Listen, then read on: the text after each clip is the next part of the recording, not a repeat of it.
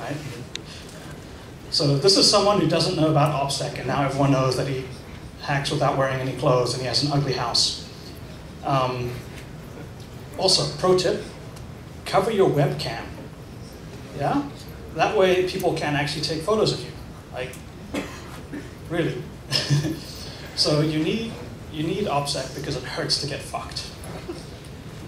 And no one is going to go to jail for you. Right? So these are dudes, like this is the nullsec gang, and they figured out that no one is going to go to jail for them when this dude, Sabu, turned on them. Right? He was arrested for about an hour before he fucking flipped over and gave up everything, and then worked as an informant to send all of his criminal co-defendants to jail. So if you assume that that's not going to happen to you, you will go to jail. Basically, yeah, figure out that you need to be concerned about the people that you're doing these things with. They will turn on you in a heartbeat. And if you get arrested, I highly recommend that you become the informant, because they would have done the same to you and you're going to get less jail time, honestly. I'm going to kind of speed through these because they're less important, but they're kind of funny. In this one, so what happens is one of the guys, Sub-G, is telling Sabu, don't tell anyone this because it will compromise my identity, but I was in jail before and I'm on probation for marijuana possession. All right?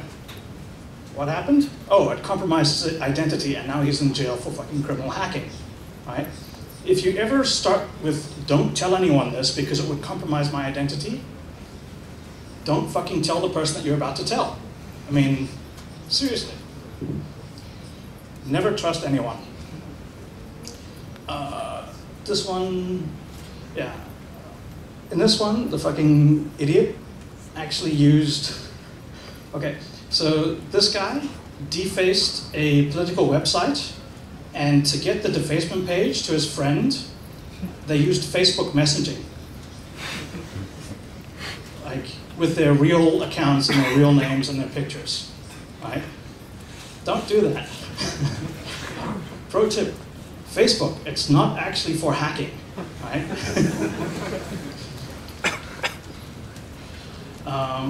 Let's see. In this one, there's a huge amount of contamination. So he tried to hide himself by changing his nickname all the time on IRC, but he would do that just by typing Nick. So it would be like, polonium is now known as palladium. And then he'd be like, no one knows that there are two separate people, unless they were looking at the log, of course. He also, when he connected to IRC, it used the login name for his computer, which was his first name. So it was like, real first name at some IP address, and then he would do Nick, like palladium is now known as palladium. No one knows who I am, unless they're looking at the logs, right? I mean, really, the dude deserves to be in jail. He's criminally stupid. Yeah, the defendant's real first name. Yeah, how about that? Don't use your real first name, right? Don't contaminate. Let's see.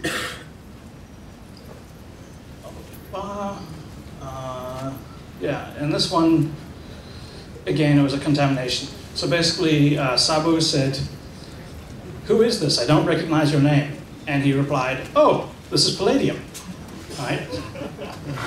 When earlier they were like, who is this? And he's like, oh, I don't want to be associated with that name's in trouble, yeah? If literally someone says, who are you? And you roll over, you're not going to survive a police interrogation, right? Don't contaminate, blah, blah, blah, blah, blah. Yeah, this one, basically, so Sub-G is a bit of a bizarre guy. He would go into dumpsters to recover food and eat that because he was against capitalism and paying for things. So when he was being observed by the FBI, they would see him go into dumpsters and take food. So they used the logs where he says, I go into dumpsters and take food, and then they used the surveillance of him where he went into dumpsters and took food, and they used that as a way of identifying him as that guy is Sub-G. So again, this is a personal life and hacking, right? The people that you do criminal activities with do not need to know that you eat food out of dumpsters. They probably don't want to know that anyway. Yeah, in this case, this one was funny. It's the Dokladчик guy, this Irish kid. So they broke into the Gmail account of a police officer, and then when he was connecting to that guy's Gmail to read the emails, he connected directly from his home computer. Right? Do not do that. Like, Gmail actually does store the IP of the person who logged in, right? Like, if you're directly connecting to your target, you will go to jail, right? Particularly if you do it from your own house. Skipping through some of these, they're less important and they're just funny.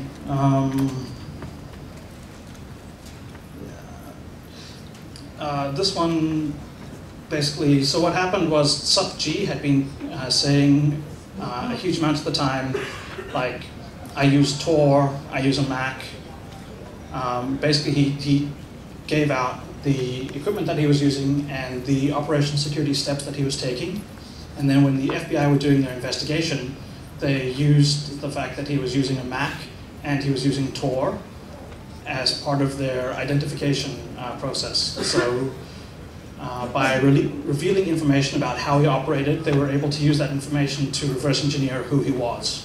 So again, shut the fuck up. Right? People don't need to know.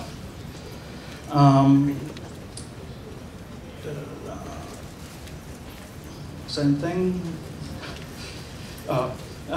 This one was amusing as well. So when Sabu said to the Irish kid, "Do you recognize the IP that I got from the Gmail logs from like the police?" Well, he didn't add all of that. So basically, Sabu says, "Do you recognize this IP address?" And the kid goes, "Yes, that looks like mine." Right? If someone is asking about like IP addresses that you use for criminal activity, there's a high chance that they've turned informant and they're going against you. Like, shut the fuck up. Definitely do not self-incriminate. You will go to jail. Oh, they also had, he used a VPN, and they were like, "Do you recognize the IP address of this VPN?" And he's like, "Yes, that is the VPN that I use." Again, don't do these things. Like, these are like really, they're warning signs. Blah, blah, blah, blah. Oh, yeah, Sabu basically said, like, okay, so when they arrested the Irish kid, and they showed him all of the logs from the IRC sessions, he immediately goes on the IRC channels that the logs were from, and he's like, "Hey, I think the FBI has access to this." And Sabu is like, "No, what makes you think that?" And he's like, "Because I was arrested and they showed me the logs." And he's like, "Oh, you're an informant." So, like, basically, if the police arrest you and show you IRC logs from a particular channel, do not go to that channel anymore. Yes? It seems pretty obvious, but apparently not. Oh, the other thing was, when the police were interrogating him, then they asked about everyone else except Sabu. Right? If the police are asking about everyone in your gang except one guy, maybe it's because they no longer have to. Maybe it's because they already have that guy, right? I mean, and Sabu even asked him, like, "Did they ask about me?" And the guy goes, "No, they didn't ask about you." You think why, right? This is a good one on how to detect informants. Basically, Sabu was accusing this guy Virus of being an informant, and Virus just said, like, "Shut the fuck up. You're the one who wanted to use money to get information on people.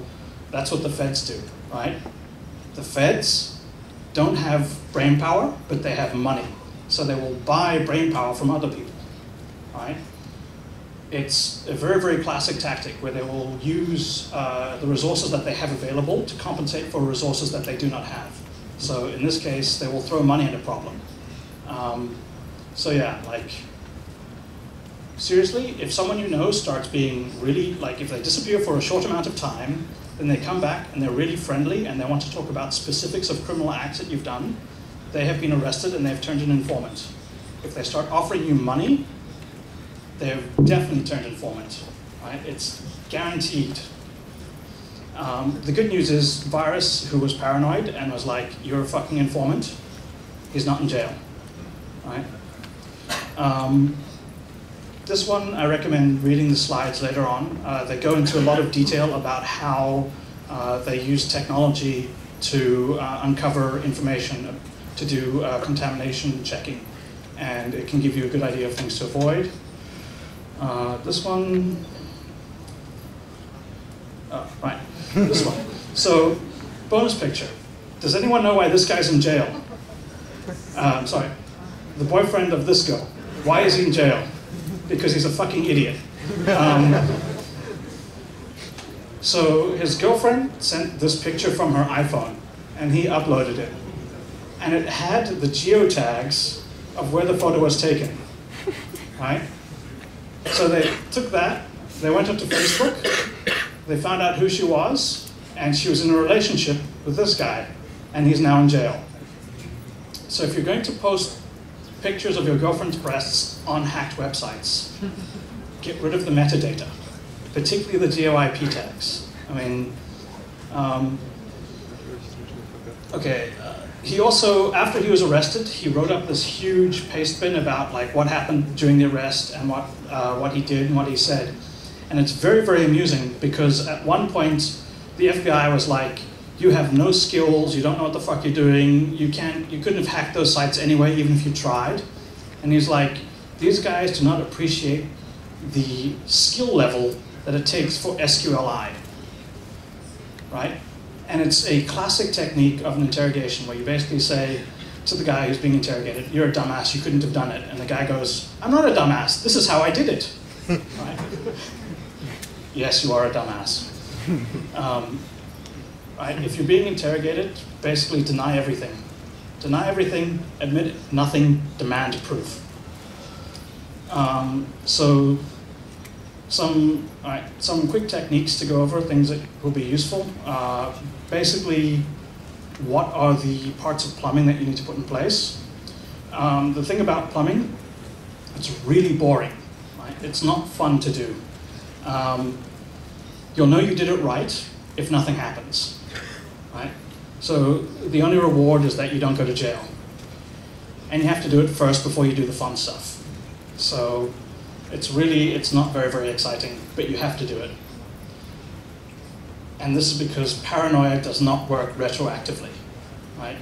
You can't be worried that you wrote your password down after someone has stolen a piece of paper that you wrote your password on. So we're going to talk about how to do personas. You need strong personas, not weak ones. If your name is McLovin, not a very good persona. This, on the other hand, is quite good. So you have here, like, he knows my name, but my name is not my name. And to you, to them, you're only the Greek. And of course, I'm not even Greek. Right? This is what you're aiming for. Fake name, fake background, you know, tell everyone that you're Moldovan or something. So this is the problem. You are you. You are gay as fuck. What you need to do is be someone else. Right? So the point is that if you are someone who is not you, then it's someone who is not you that will go to jail. But you have to be very, very careful that you do not contaminate this fake person that you've created. The fake person that you created has to be kept completely separate from your actual identity. So you never, ever communicate between the two identities, ever. You need to keep them completely isolated. You need to avoid using the same phone numbers. You need to avoid calling between them. You need to avoid sending emails. You need to avoid IM. You need to avoid logging in. So what I recommend that you do is that you have a separate laptop that is your cover identity, right? You have a completely separate piece of hardware.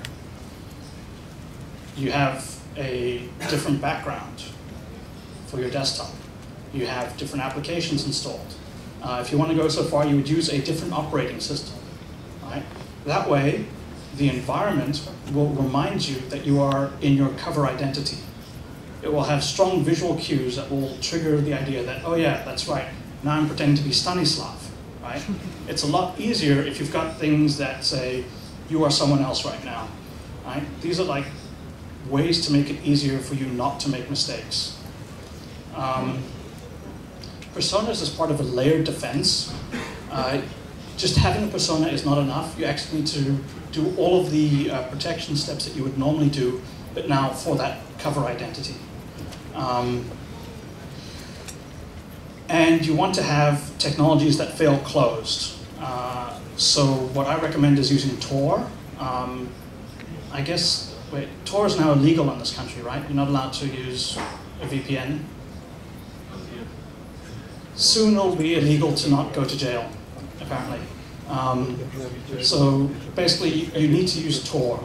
Tor will basically keep you out of jail, unless you're caught using Tor, then you'll go to jail. But so the way that you do it is you create your desktop persona, this other identity.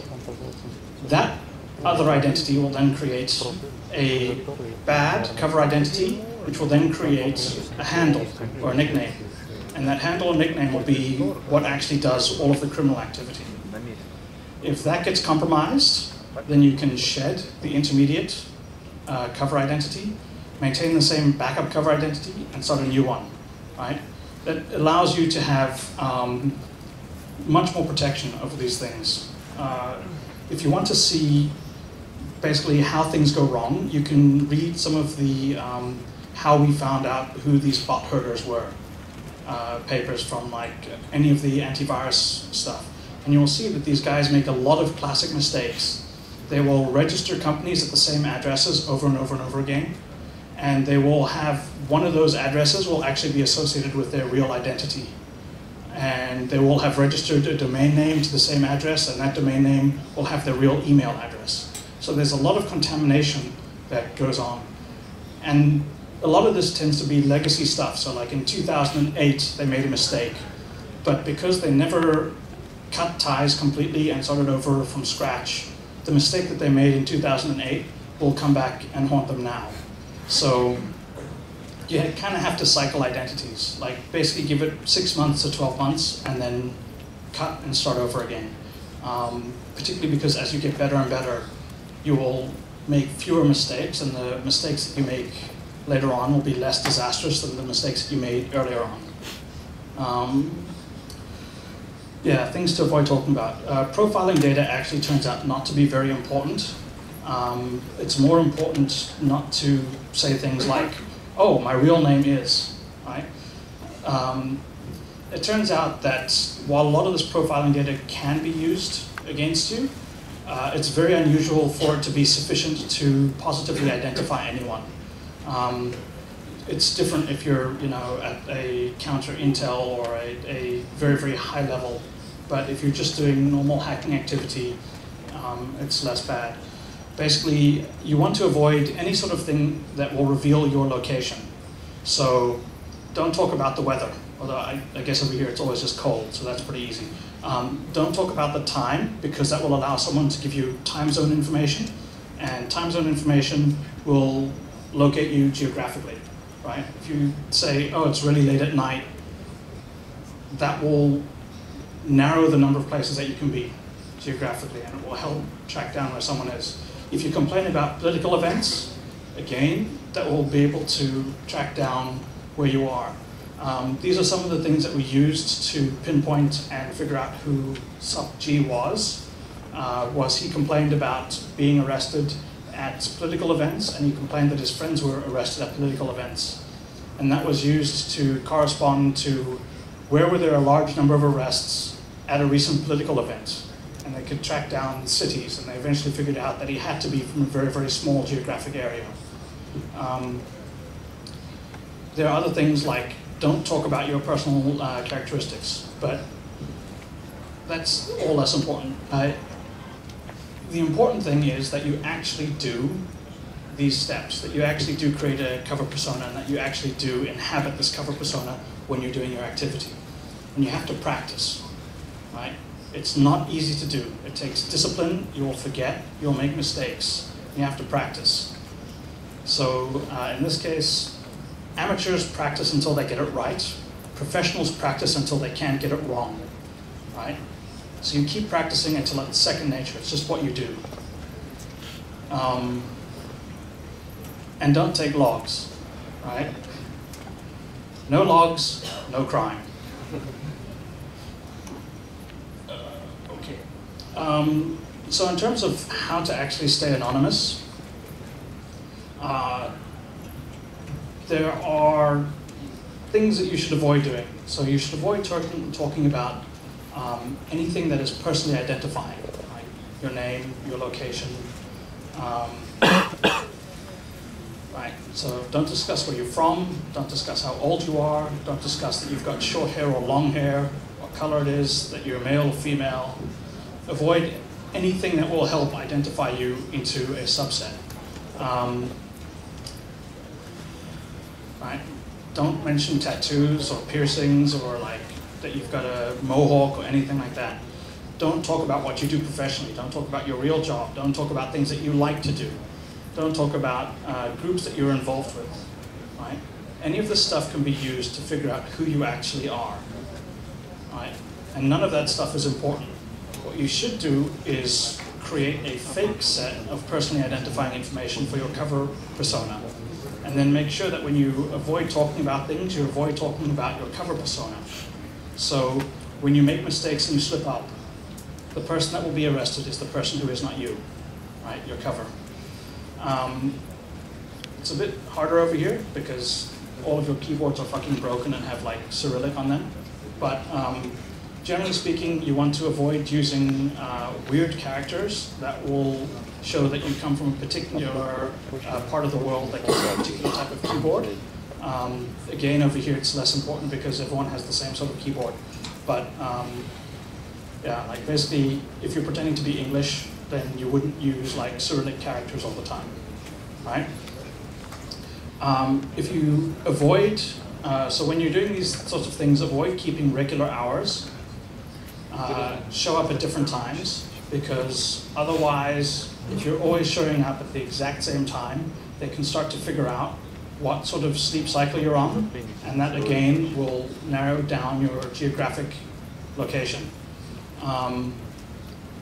Don't talk about the environment, is in your personal environment, not about general things. So again, political activities, the weather, the time, it's raining, it's not raining, all that stuff. Just like shut the fuck up, right? Stick to business. If you want people to hang out with, go to the bar. Very obviously, don't use Twitter, don't use Facebook. Never ever post links to Facebook images, right? People make this mistake, it's retarded. And when you're doing something illegal, and you're doing it on your separate special box, don't use that box for doing regular things as well, because that can be correlated, particularly if someone is monitoring your traffic. So again, basically you create a professional persona, a cover identity, with separate hardware, and you operate exclusively from that. And that is kept completely separate from your personal life. Like, you might think that you're the hot shit, but the NSA was doing buffer overflow exploits in the 80s, right? There's no way that you're actually any better than the stuff that they have. So have a healthy respect for your enemy.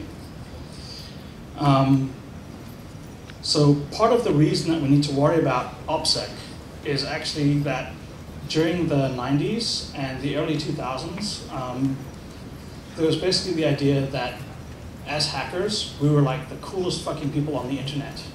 We could do anything. There's like, no one was as smart as us, no one could figure out what we were doing. We were far and away better than everyone else. And the problem is that that was bullshit, right? Like, we thought we were all cool and everything, but we weren't, right? The nation states were actually far, far better at this than we are. They have much more resources that they can throw at things. They've got very, very large teams. They've got lots and lots of background, and they can throw money at problems, right? So it's very, very hard to compete against a nation state if a nation state decides to go after you. That causes a problem because we need to change our mindset from we can make lots of mistakes because we're the apex predator, we're at the top of the heap, and no one can fuck with us. You need to change that mindset to there's now someone who's better, and I need to be cautious, and I need to be careful, right? So you have to keep that in mind as you're going forward. Some technology stuff.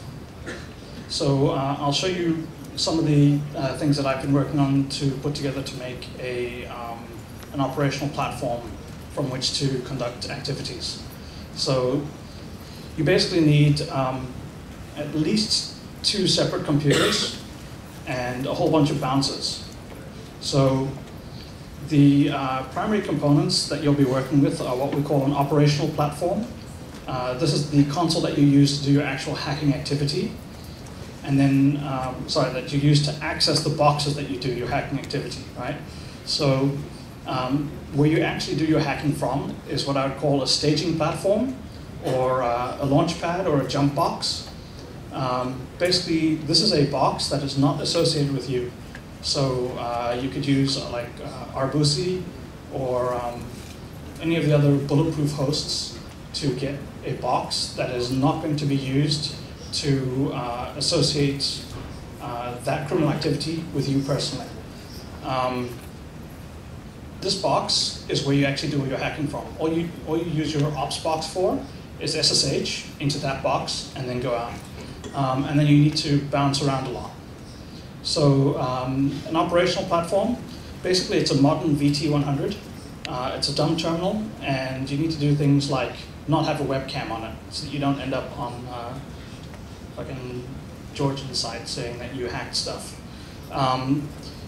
The only thing that this box is used for is accessing your staging platform to do your attacks, right? And this box needs to be locked down, and it needs to have almost nothing actually on it. So you need a terminal emulator, a scripting language, curl,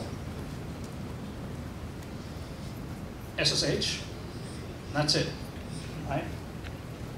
Nothing else. Really, like, keep it very, very, very minimal. Mostly because you want to avoid using this for anything else because you'll make mistakes. And try and keep it non-incriminating. So these are the things I've been playing with, is using a small embedded computer combined with a laptop combined with a portal, right? And you end up with this, which is basically, it's a screen, a battery, a touchpad, a keyboard, a router, a 3G card, an embedded computer, and it all runs off an SD card that can be thrown away. Right? And it leaves absolutely no evidence behind because everything is contained on that SD card. And yeah, it costs like about $250 to like get, that's about whatever, 6,000, 7,000 rubles to get all of the bits together. So it's very, very cheap, right? You don't have to do a lot of DDoS to raise money to do this. So one of these platforms will be used, so your operational box is used to access your staging platform. Your staging platform is basically your home, right? The staging platform has all of the tools that you use for doing your actual hacking activity. This is where everything goes on. And it is not associated with you in any way. So if your staging platform gets raided by the police, they have nothing. All they have is, it's a staging platform, right? There's a whole bunch of stuff that was going on. Clearly there's like criminal activity happening, but we don't know by who, right? So the way that you access it is you make SSH available as a Tor hidden service on this box. That way, the only way you can access it is through Tor, and there's no IP traffic back and forth that can associate you with the staging platform, right? I will take that as a yes. Because it's not actually used directly for attacks either, it cannot easily be found. So it stores all of your information, but you use that to access another box before you go and you actually do your attacks. And it provides all the storage. Next, you want to use a launch pad. The launch pad will be more disposable Launch pads you assume are going to get raided at some point in time, so they should not have a lot of information on them. They should be even less associated with you, and you assume that anything on them is going to get lost, right? And if you want to do it properly, you use China. That way, when everyone tracks back, they go, and it came out of like Shanghai province, so it was probably the Chinese, right? So this is how you go about doing it. You've got your console. It connects to your staging platform. From your staging platform, you connect to your launch pad. And from your launch pad, you actually do your attack, right? This allows you to use Tor at each of these layers, from your operational box to your staging platform, and from your staging platform to your launch pad. From the launch pad, you can use whatever other proxies and bounces you like before you actually get to your final target destination. But the idea is that any analysis and backtracking will terminate at the launch pad. And if it doesn't terminate at the launch pad, it'll terminate at your home box, your staging platform. And from there, it cannot actually be backtracked. So any one of these is a discrete element that can get busted and analyzed and will not incriminate you at the far end. Okay? So if you use this sort of setup, you will not go to jail. All right. Very, very quickly on bounces. If you're going to be using bounces, you need to remember VPNs provide privacy. So privacy protects your data. Anonymity protects you. You need to be anonymous before you are private. So Tor provides anonymity. If you get these two things confused, you will go to jail. Just remember this. Tor to a VPN is okay. A VPN to Tor, you will go to jail. Right? Tor first, everything else later.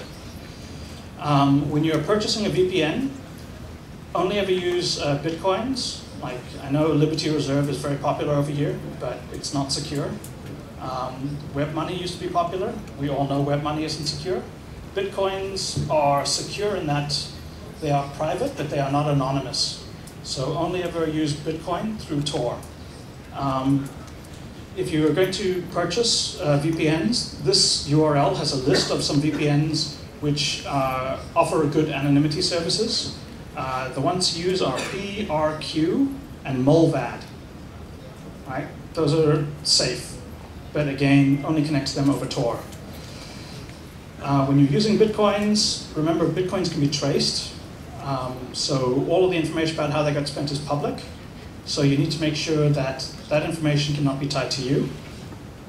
At a bare minimum, create a new wallet for every cover identity, and use mixers to try and hide where the money came from. In particular, coin fog, Bitcoin fog, is known to work, although I don't know if it's actually secure. So, right, in terms of technologies that can fail closed, blah, blah, blah. Portal, like the personal onion router to assure liberty. Basically, it looks like that when you log in. That's an old version. So what this is a small personal router that you use to provide access to the internet. And by always going through this router, it assures that all of the traffic that comes from you is transparently routed over Tor. So there's no way that any information from your box can get out except through Tor, right? You cannot make a mistake. Over here, you're lucky. You can go and just buy a SIM card. It's the same thing in Thailand. So you can go out and buy a SIM card that will allow you to have anonymous uplinks. Use those.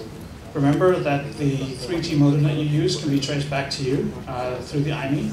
So when you switch SIM cards, you have to switch 3G modems as well. So that's a bit of an expense that you need to be aware of. Blah, blah, blah, blah. Hardware. There's a bit of information. Sorry, they want me to stop talking soon. So there's a bit more information on GitHub. So there you go. Right, use bounces, use launch pads, use strong security, shut the fuck up. Right? Silence means security. And then it's a Russian joke, so you guys know this one. Right? If you think, don't speak. If you speak, don't write. If you write, don't sign. If you sign, don't be surprised. I have 5 minutes for questions. Yes. How do you pay for the launchpad and the staging box? Bitcoin and launchpads, usually you hack, right? So you can use hacked boxes that are known secure, or that are known like ignored. So I remember there was a guy that used to use an NT4 box in Australia because he broke into it with code red in like 2007, right? And any box that's been infected with code red for 6 years has been forgotten. So for Launchpad, you can definitely use a hacked box. For your home box, it's better not to use a hacked box because it might get re-imaged at any time if it gets discovered. But use Bitcoin. Buy a box from PRQ in Sweden. You can pay with Bitcoin. You can pay for a year in advance. They hate the police. It is a hard thing to do, definitely. You have to mine it yourself, or how do you get it? Oh, you can get it from other people, but you need to make sure that you can trust them, and you can't, basically. So this is one of the big problems, is working in a team is a force multiplier.